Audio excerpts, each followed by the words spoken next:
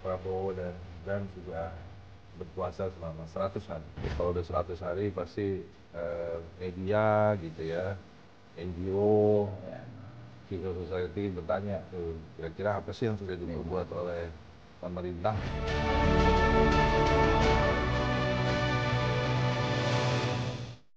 Hari Jumat makan ketupat. Cakep. Dengan lauk opor ayam. Cakep. 100 hari berlalu cepat.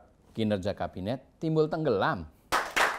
Selamat datang ke Cakep, catatan kebijakan publik dan politik bersama saya Wisnu Yuwono. Dan saya Hannibal Wijayanta.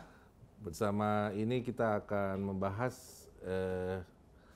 topik yang paling mutakhir ya. Karena ini pada tanggal 31 Januari kurang lebih Presiden Prabowo dan Gibran sudah berkuasa selama 100 hari. Ya.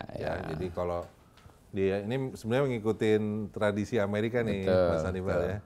Karena biasanya di Amerika tuh kalau udah 100 hari pasti media gitu ya, NGO, civil society bertanya tuh kira-kira apa sih yang sudah diperbuat oleh pemerintah gitu. Sementara jadi ini Prabowo nggak terlalu suka katanya kalau ditanya 100 hari ngapain.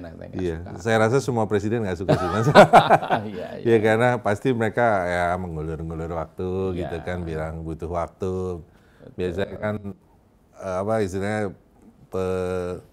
bukan ngeles ya, tapi justifikasi bahwa butuh proses, karena Indonesia butuh waktu, negara yang besar, yang luas. Gitu. Dan Indonesia negara yang besar dan luas. Ya, tapi ya mau tidak mau ya harus menjawab pemerintah kan, karena kan ini tuntutan publik gitu ya. Karena publik kan ya kalau bisa Presiden Prabowo dan Gibran dan pemerintahnya sudah deliver dalam waktu 2 minggu gitu. Tapi tentu saja ya kita harus fair juga ya kepada pemerintah gitu. Nah tentu saja yang perlu menjadi catatan pemirsa di 100 hari ini adalah program utamanya Presiden Prabowo dan Gibran tentunya adalah makan bergizi gratis. Ya, makan bergizi gratis ini tentu saja skalanya sangat besar. Skalanya sangat besar dan direncanakan kurang lebih nantinya 200 triliun ya.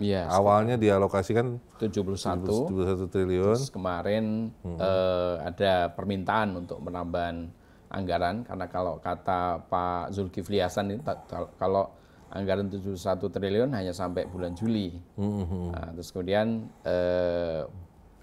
diminta untuk ditambah anggaran paling tidak sekitar 100 triliun lagi, dan kemarin Bu Sri Mulyani naga-naganya udah akan mengabulkan permintaan tambahan anggaran untuk program makan bergizi gratis 100 triliun. Jadi kalau ini totalnya 171 triliun. Ya, jadi jumlah anggaran yang begitu masif itu tentu saja tidak bisa dengan struktur anggaran yang lama. Betul. Ya, karena ya tadi seperti yang Mas Hannibal bilang hanya dialokasikan 71 triliun. Nah, sementara APBN ya 3.000 triliun ini kan banyak jenisnya ya. Ada untuk sekolah, untuk kesehatan, untuk infrastruktur, IKN juga gitu kan. IKN kalau nggak salah dialokasikan kurang lebih 50 triliun lah ya, kalau digenapkan gitu.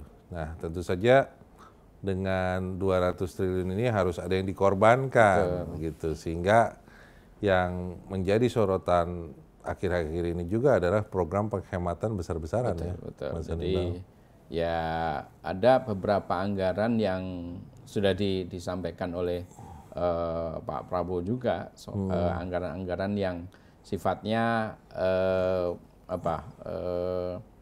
acara-acara yang tidak terlalu penting lah, yang dianggap terlalu, kalau zaman dulu itu dianggap penting, kayak misalnya BIMTEK atau misalnya juga kemudian anggaran anggaran ATK yang katanya selama ini sebesar 44 triliun totalnya. Nah itu juga akan dipangkas. Nah, tapi juga termasuk anggaran untuk yang ke daerah, itu juga akan transfer khusus daerah akan dipangkas. Nah, kita belum tahu nih reaksi dari daerah-daerah ini.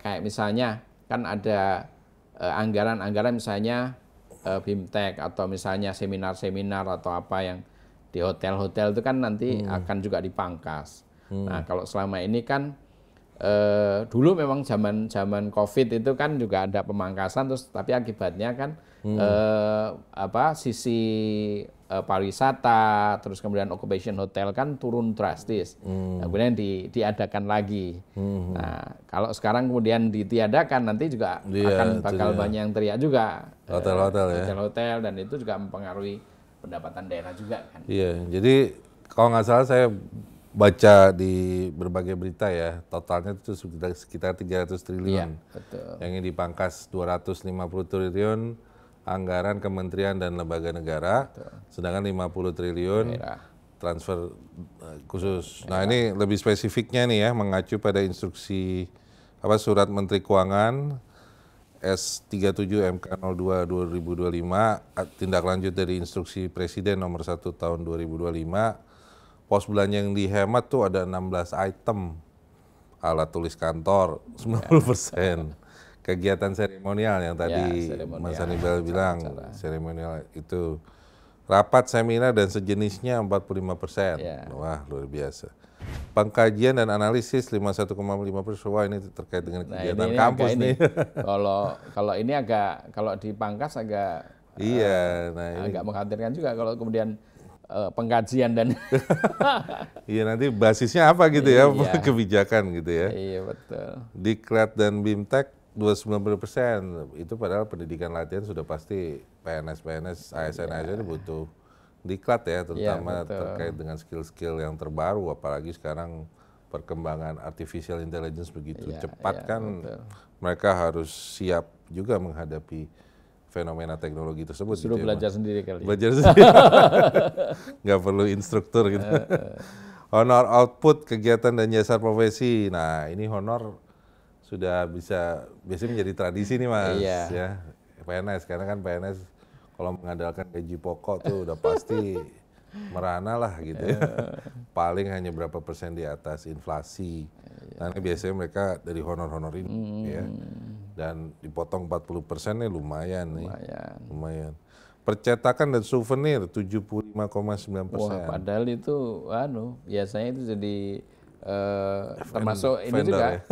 vendor-vendor ini yang nanti juga ngeluh juga. Nah, itu perusahaan percetakan, perusahaan souvenir nih dipangkas 76%, lumayan nih ya. Pasti mempengaruhi UMKM nih, terutama yang souvenir ya. UMKM. Nah, ini sewa gedung, kendaraan, dan peralatan 73,3%. Besar juga tuh. Berarti kendaraan nih ya harusnya sih yang paling banyak menggunakan kendaraan sebenarnya level menteri ya Pak ya. Tapi berani nggak tuh menteri dan pejabat tingginya dipotong? Kalau kata Mas Rocky Gerung kan itu, ada pemangkasan anggaran, nanti yang terpenting juga dipangkas ininya dong, kabinetnya supaya lebih ngirit gitu kan. Nah. 73,3%, lumayan ya. License aplikasi 21,6%. Nah, ini berarti harus sangat memilih banget nih aplikasi yang benar-benar bermanfaat. Jasa konsultan 45,7%. Banyak juga. Konsultan ya biasanya. Di setiap kementerian juga ada konsultannya, bukannya gitu. Ya itu dia, maksudnya kementerian ya dulu ya kritiknya begitu banyak, kenapa semua pekerjaan di outsource. Iya. Gitu kan, ke konsultan. Nah, ini dengan adanya jasa konsultan dipotong ya ASN ini harus benar-benar bekerja gitu, nggak sedikit-sedikit dia outsource gitu kali Mas. Bagus juga sih. Bagus juga ya. Bantuan pemerintah 16,7%. Nah, itu nggak terlalu signifikan ya. Bantuan pemerintah tapi tidak termasuk bantuan sosial. Karena kalau kata Bu Sri Mulyani kemarin, bantuan sosial tidak termasuk dalam anggaran yang dipotong. Iya. Wah, itu penting soalnya secara politis ya. Iya. Perjalanan dinas 53,9%. Wah, lumayan itu. Ini signifikan ya. Berarti dinas. Memang, tapi saya rasa yang paling terkena tuh level-level menengah tuh Mas. Iya. Saya rasa ya mereka pasti akan pusing juga nih, nggak bisa melakukan perjalanan dinas gitu kan. Dan biasanya kan dari perjalanan dinas itu juga mendapatkan pendapatan tambahan tuh. Itu udah menjadi rahasia umum ya. Tentu saja lagi-lagi ASN bukan manuver ya, sumber pendapatan tambahannya dikurangi lagi nih. Peralatan dan mesin 28%, infrastruktur 34,3% dan belanja lain 59,1%. Jadi itu kurang lebih gambarannya ya, item-item yang harus dipangkas. Dan saya rasa penghematan ini baik, tapi di sisi lain juga harus hati-hati ya Mas Hannibal ya. Betul. Karena kalau salah pangkas, nanti kementeriannya tidak bisa menjalankan aktivitasnya. Ya kayak Kementerian Pariwisata ya, itu gimana pun juga kan perjalanan dinas akan dilakukan kan, dia mengelola tempat-tempat wisata kan, dan itu tempatnya jauh-jauh, nggak mungkin kan di-remote dari Jakarta doang. Iya makanya.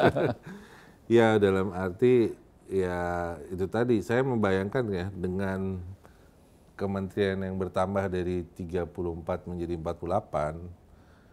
Kemarin saya juga bertemu plus wakil menteri. Wakil menteri ya. Saya juga berdiskusi itu dengan beberapa teman-teman yang kerja di kementerian ya. Kementerian yang nggak besar ya. Nah itu anggaran totalnya tuh di bawah 1 triliun. Iya. Itu ngapain gitu ya? Nah, itu sebenarnya itu agak mengkhawatirkan sebuah juga. Kementerian di bawah 1 triliun. Nah itu kalau kena pangkas itu bisa jadi ya apa gitu kegiatan ini rutin aja gitu kan, kegiatan yang berkontribusi ke masyarakatnya apa gitu kan. Betul. Nah jadi itu sih yang saya concern ya terhadap ini ya. Ya di satu sisi bagus, tapi di sisi lain ya kalau jumlah kabinetnya masih tetap, ada kementerian yang kecil cuma di bawah 1 triliun, nah nanti outputnya apa gitu kan, bisa jadi nanti bikin gapura aja tuh Mas. Bikin gapura aja kan. Untuk saya pernah dulu waktu zaman Gus Dur aja, Gus Dur dan juga zaman Pak Jokowi di awal itu untuk ngitung ini ganti kop surat, ganti plang nama itu butuh triliunan rupiah juga. Nah kalau misalnya dengan nomenklatur baru, katakanlah Kementerian Pendidikan kan dipecah jadi 3 ya, Kementerian Kebudayaan, Kementerian Pendidikan Dasar dan Menengah, kemudian Dikti, Sains dan Dikti lah gitu, kan 3, masing-masing harus bikin plang baru semua, bikin surat kop baru lagi, itu kali 3 kan berarti, katakanlah kalau misalnya habisnya 1 triliun kayak gitu, kali 3 triliun sendiri. Ya jadi ya bisa kolaps tuh kementerian kecil ya, kementerian anggaran di bawah 1 triliun tuh kalau pemangkasannya tidak hati-hati. Sementara pemangkasan transfer daerah juga ada implikasi juga ya Mas ya? Betul, bagi daerah tentu ya mereka mungkin sudah merencanakan program-program unggulan apa yang terpaksa harus unggulan dan cepat lah mungkin yang diperlukan, kan salah satunya transfer daerah yang itu kan untuk program-program khusus gitu kan. Ya bisa tidak seperti yang diharapkan. Iya. Terutama untuk kota-kota kecil atau kabupaten kecil yang benar-benar mengandalkan transfer daerah khusus yang anggarannya sangat kecil. Begitu dipotong ya sudah pasti misalnya pembangunan infrastruktur skala kecilnya nggak akan jalan, irigasinya mungkin terganggu gitu kan, pelayanan publiknya juga terhambat gitu ya. Nah kita juga belum tahu nih kalau kayak misalnya yang irigasi atau yang program-program yang dulunya di tingkat daerah, terus kemudian sekarang kan seolah-olah akan diambil oleh pusat kan, yang bergerak bukan PU tapi Kementerian Dalam Negeri yang ngoprek-oprek soal irigasi gitu kan, agak saya juga ini kok sekarang bukan PU yang mendorong untuk pembangunan irigasi dan sebagainya, tapi justru Kementerian Dalam Negeri. Nah, itu saya belum tahu juga ininya. Iya, tapi intinya sih dalam arti ya transfer daerah kalau tidak selektif dan tidak pro yang kalau dipukul rata gitu ya Mas ya, bisa jadi daerah yang tertinggal tuh makin tertinggal. Betul. Gitu kan, padahal mereka dananya sudah kecil dipotong pula gitu kan transfer daerahnya. Jadi ini harus hati-hati. Memang program makan bergizi gratis ini penting, harus ada yang dikorbankan, tapi pengorbanan itu jangan sampai nantinya yang mengorbankan rakyat miskin lebih menderita lagi, itu sih. Iya, betul. Saya khawatirkan gitu ya Mas ya. Ya, kayak misalnya gini, sekarang kan kayak misalnya bidang infrastruktur kan katanya akan dikurangi. Nah, kabarnya sih soal kayak misalnya IKN juga akan dikurangi gitu kan. Nah, tapi kemarin juga sempat anggota MPR atau pimpinan MPR datang ke sana, kemudian berharap tahun 2028 sudah menjadi IKN menjadi ibu kota politik. Kan berarti eksekutif dan legislatif udah ada di situ kan kalau politik. Nah ini kan berarti harus percepatan 2028 itu, kalau sekarang 2028 kan tinggal 3 tahun dan itu bukan waktu yang lama kan. Nah kalau serius itu akan didorong 2028 menjadi ibu kota pemerintahan, ibu kota politik, maka ya mau nggak mau yang katanya tadi anggaran infrastruktur dikurangi ya susah kan. Ya, ada berita juga bahwa ya mau nggak mau ya dikurangi anggarannya. Gitu. Iya, ya ini ongkos dari upaya Presiden Prabowo untuk menciptakan stabilitas politik ya. Ya jelas-jelas kabinet yang bertambah besar itu untuk ya akomodasi politik. Tujuannya apalagi pasti stabilitas politik ya, sehingga sebisa mungkin, sebanyak mungkin partai politik itu pro pemerintah gitu kan, yang anti pemerintah ya sebenarnya PDIP de facto, tapi ya de facto juga masih ada perwakilannya di dalam gitu ya. Ini baru ada kabar nih, pemerintah tunda pemindahan ASN ke IKN lagi. Nah ini kan berarti sebenarnya kabar baik juga kan, berarti anggaran untuk pembangunan IKN tentunya harus ditahan dulu dong, mending untuk yang lain dulu. Gitu. Iya. Ya saya rasa juga walaupun misalnya pemerintah mengalokasikan 48 triliun, tapi kan dari kasat mata kan kita lihat masih terbatas di Istana Presiden. Betul. Sedangkan kantor kementerian, koordinator kementerian itu kan belum terlihat. Apalagi yang nanti yang kan harus, kalau ibu kota politik kalau ada gedung DPR, MPR, DPD harus ada di situ. Itu harus ada itu, dan itu kan sepertinya dengan kondisi yang fisik seperti ini masih jauh ya, Mas, masih jauh. Jadi saya rasa ya memang itu realistis. ASN masa dipaksa pindah ke ekosistem IKN yang masih sangat minim dan terbatas di Istana Presiden kan.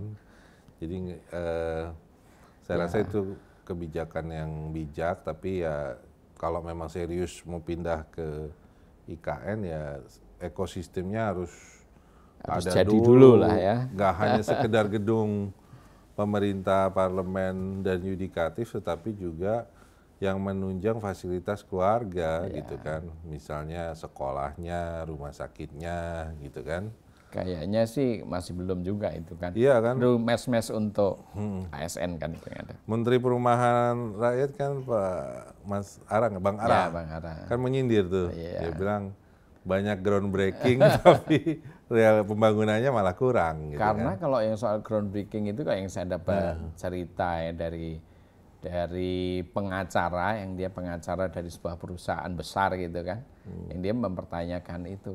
Kaget karena dia kan sebagai pengacara saya tahu rencana perusahaan itu, karena tiba-tiba suatu ketika bosnya itu diajak presiden ke sana, terus besoknya groundbreaking gitu. Terus si kawan saya itu nanya, kenapa ini Bu kok tiba-tiba groundbreaking? Ya disuruh sama bapak nih gitu. Jadi tanpa persiapan sebenarnya itu banyak sekali. Iya kan wawancara pengusaha aguan di Tempo ya beberapa edisi yang lalu kan juga ya mengungkapkan ya bahwa ya sebenarnya nggak enak sama presiden kan. Harus menyelamatkan muka presiden.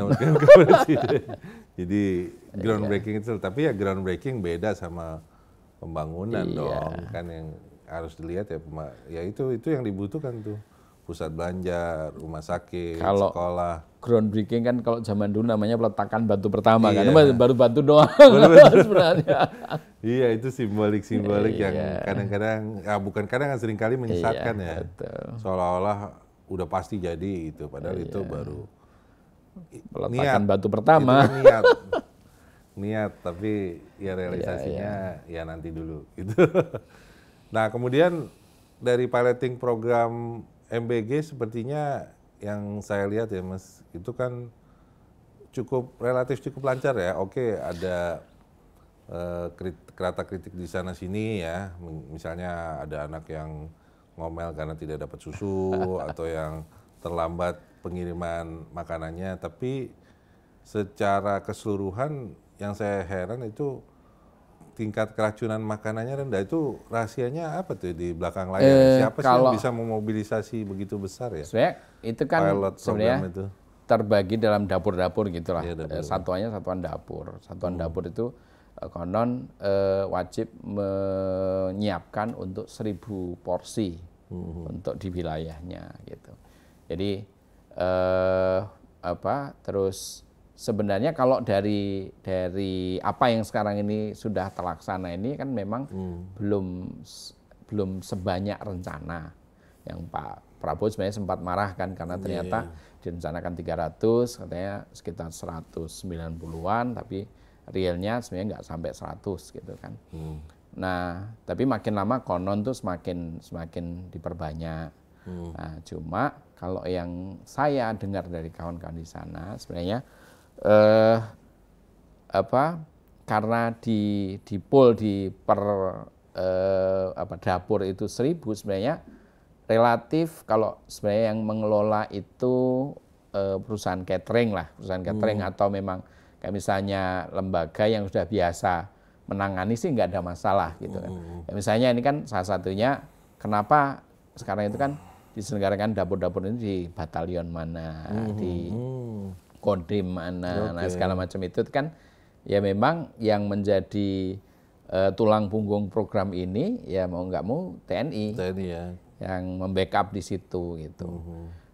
Karena yang ada dapurnya bisa dipakai luas dan bisa dikerahkan prajurit untuk membantu gitu. Walaupun memang ada di beberapa tempat juga ada ya ibu-ibu yang di hire lah untuk itu gitu.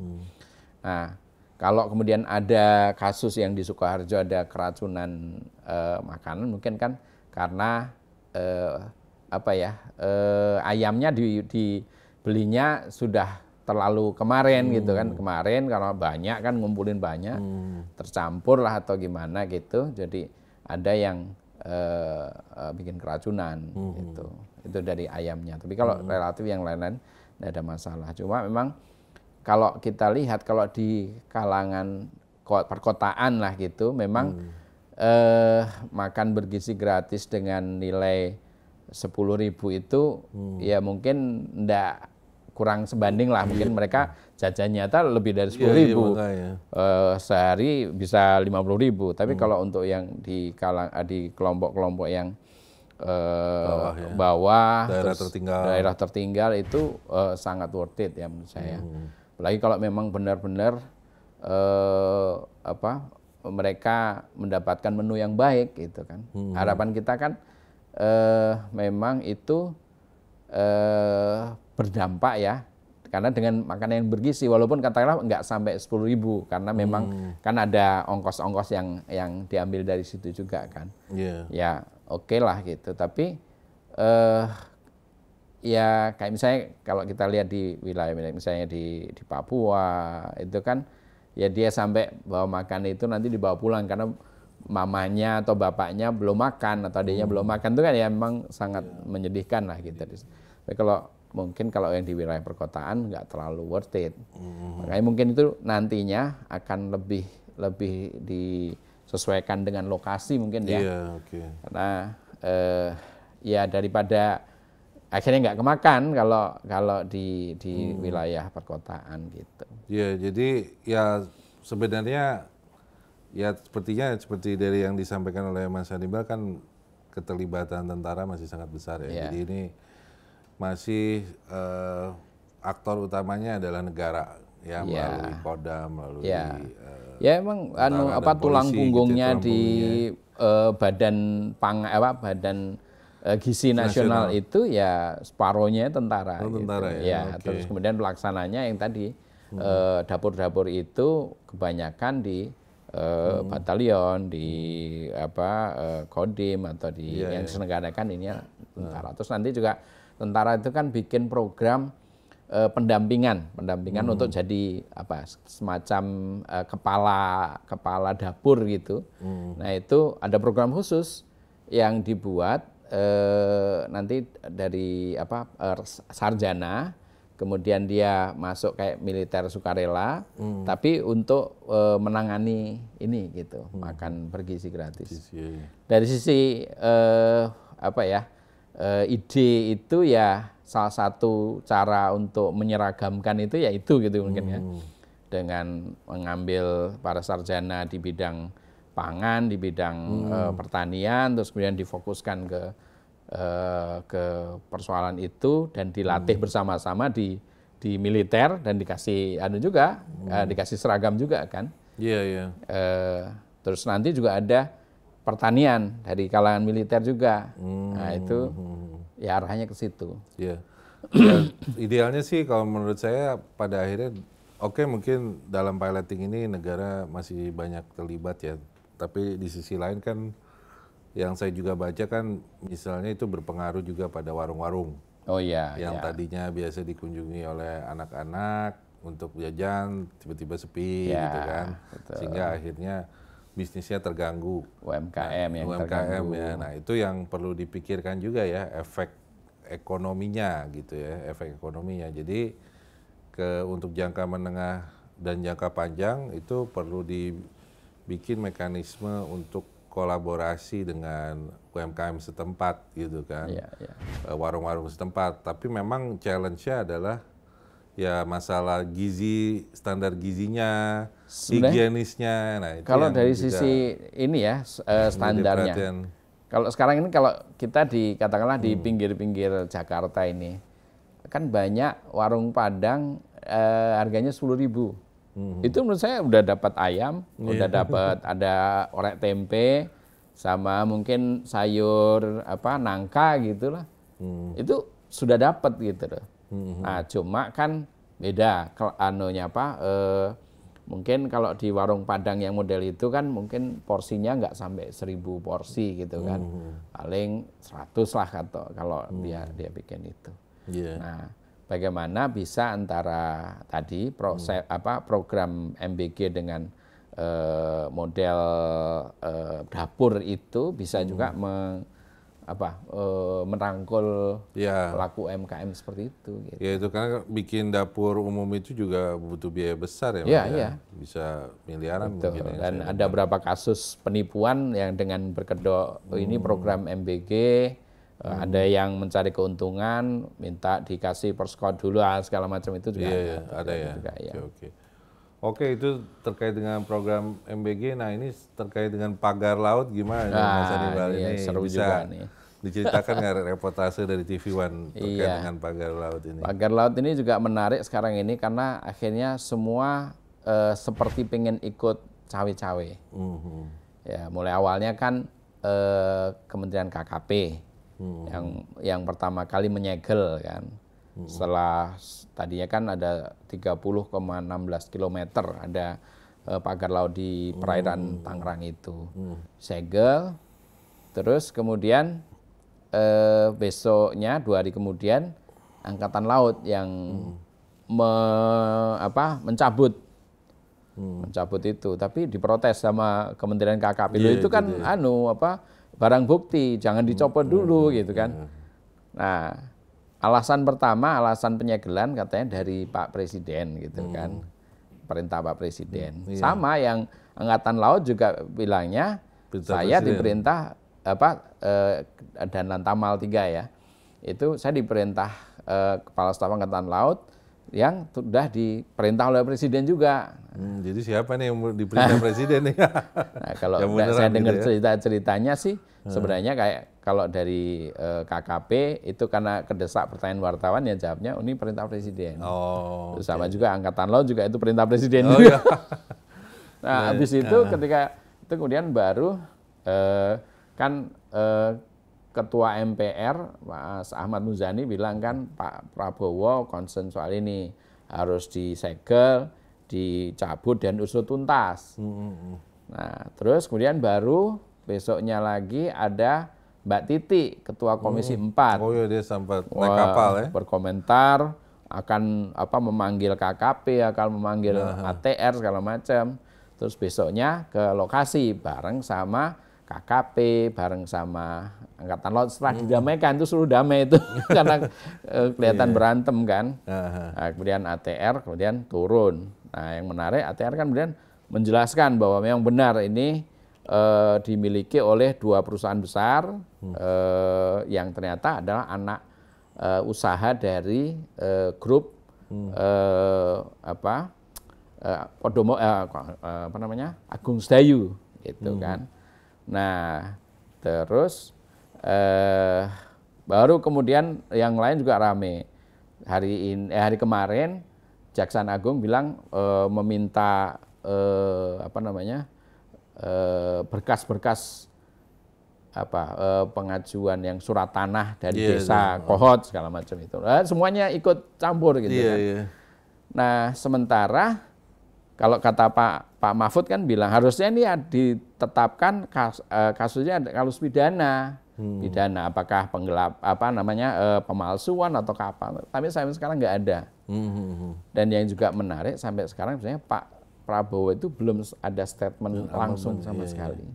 So ini kompleks sekali ya. Betul. Karena kan soal misalnya sertifikat hak milik ada SHM, ada kan, di laut gimana bisa dimiliki betul. gitu kan, padahal laut kan milik umum kan, milik negara gitu. Kok kenapa bisa keluar sertifikat hal tersebut walaupun Menteri Nusron berjanji membatalkan apa sudah dibatalkan tuh. Baru 50 terus kemudian yang lain sedang dalam proses katanya begitu. Tapi dia sempat memaparkan daftar pemiliknya walaupun inisial-inisial gitu ya. Baik yang perusahaan, perorangan, itu baik yang hak guna bangunan maupun hak milik. Tapi setelah itu nggak kelihatan lagi di situ ya? Itu baru kemarin dari DPR kan, DPR ya kita tunggu perkembangan selanjutnya. Tapi juga ada aduan ke KPK. KPK kayaknya juga didorong-dorong untuk ikut masuk dalam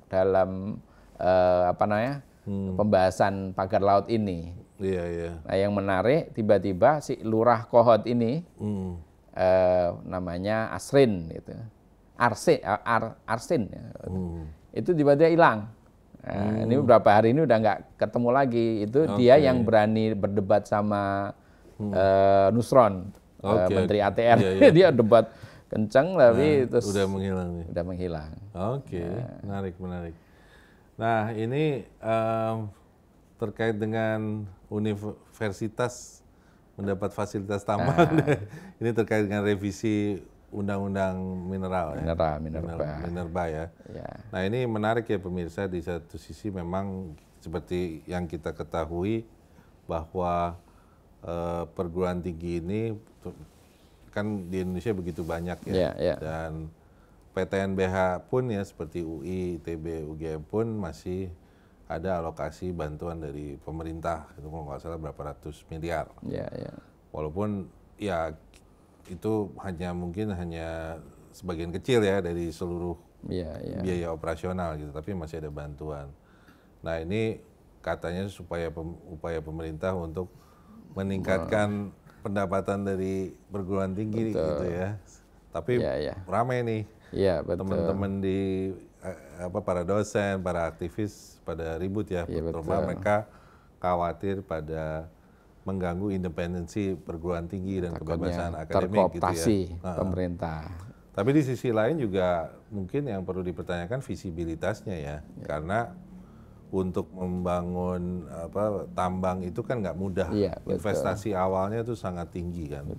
Makanya kan kalau kita lihat pengusaha-pengusaha tambang itu kan rata-rata pengusaha yang memang modalnya sangat besar. Ya. Dan resikonya sangat tinggi kan, menggali ini tambang belum tentu otomatis langsung bisa keluar. Mungkin gitu kalau ya. saya lihat itu karena bayangannya yang digambarkan ya, dimunculkan adalah, wah ini Haji Isam aja bekas tukang ojek bisa punya tambang, bisa jadi miliarder, triliuner gitu kan. Nah, tapi kan itu tadi ada beberapa hal yang berbeda ya kalau individu sama misalnya institusi pendidikan atau yang kemarin sudah diberikan juga kan organisasi massa kan. Ormas kan juga sebenarnya agak bingung juga ketika mereka juga udah dapat, kan mau nggak mau mereka menyerahkan pada orang yang ahli. Mereka tidak punya kemampuan, juga gitu kan. Nah, kalau misalnya perguruan tinggi, kalau yang punya ini ya, kalau yang punya misalnya teknik pertambangan kayak ITB atau di UI ada juga nggak pertambangan? Ada ya? Ya minyak ya? Ya minyak. Perminyakan ada. Nah, kalau metalurgi ada, ya. Kalau kayak ITB kan lebih lengkap, ada geodesi segala macam. Itu mungkin lebih enak. Kalau yang kayak IPB kan nggak ada geodesi, nggak ada pertambangan gitu kan. Ya, dan mereka itu kan akademisi bukan praktisi, bukan praktisi profesional. Sedangkan untuk membangun tambang itu butuhkan praktisi profesional dengan pengalaman di lapangan puluhan tahun bahkan ya. Dan itu pasti untuk meng-hire orang itu pasti butuh salary gaji yang sangat tinggi. Ya, itu tadi yang dikatakan untuk investasinya pertama kan juga perlu angka yang besar. Dan apakah universitas punya dana sebesar itu untuk meng-hire profesional minyak kan, itu kan nggak mudah juga, jadi nggak semudah itu ya. Maka kita lihat kan Muhammadiyah, NU kan sampai sekarang belum, karena memang nggak mudah gitu ya. Mereka udah menerima ininya, tapi belum mulai karena yang susah. Iya. Baik, saya rasa sudah banyak yang kita bahas ya terkait dengan 100 hari pemerintahan Prabowo Gibran. Jangan lupa pemirsa untuk terus subscribe di channel YouTube TV One News. Sampai jumpa di episode berikutnya. Sampai jumpa. Sampai jumpa.